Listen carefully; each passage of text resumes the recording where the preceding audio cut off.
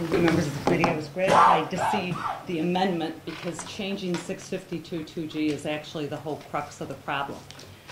Amending the law to say may instead of shall, which I understand the amendment will do for 651(2)(2G, the sentencing, is really and truly going to come close to solving this problem. There's still some other fixes it need, but it's an excellent, excellent start. And the reason is that tons of people, many of my clients, tend to go to trial. People hire me generally because I try cases, I don't plead them. But a lot of people don't want to take that risk.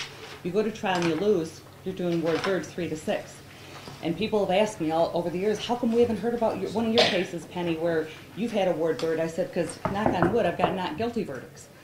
But for the grace of God and me getting, not guilty verdicts, I would have had people like that. And it's a very, very sad thing. I totally disagree that we need a definition for non-deadly force, a statutory definition. I think that's absolutely going the wrong way. What you're going to have when you do that, why do we want to make the laws more complex? The minute you make laws more complex, you get lawyers debating how many angels can dance on the head of a pin. And it really, really isn't helpful. The other thing is there's many, many crimes. The attempt in the crime gets the same punishment.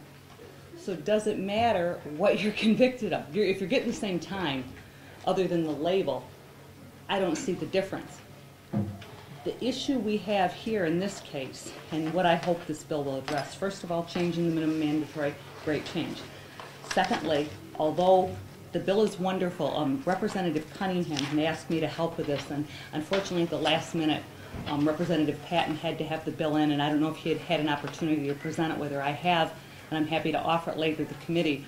I think the bill needs to be stronger. In other words, it's a wonderful, wonderful, wonderful start, but I think it needs to be strengthened and clearer. And as to your representative, your concern about ambulances, that would be an invitee. I respectfully say you don't have to muddy up the water here with start going down all these exceptions. Because if you're calling for an ambulance, that's what's called an invitee. They're not by definition a trespasser. And to your question regarding law enforcement, I have a right to keep anyone off my property unless you've got a search warrant or other reasonable basis to be there. Even if you want to investigate a crime, just like interviewing, I can say, you know what, I don't want to talk to you today. And you can't make me talk. You can arrest me, you can charge me, you can do appropriate procedures, but even if they want to investigate on my land, I have a right to keep them out. And if you've got enough evidence, go get a search warrant. So I don't think, although those are good questions, I don't think that there'll be problems with this bill. There are many, many other criminal acts if a person's truly justified in being there, and I don't think a prudent person is going to be pointing guns at law enforcement in general. And if they do, you're going to be able to charge them with a whole pile of things. And here's what I say: people that break laws, they're going to break laws, and whether you can charge them with 5 breaking of laws, or 6 breaking of laws, or 10 breaking of the laws, they're going to go to jail. And I tell people there's not a difference between 80 years and 120 years in prison. Not really.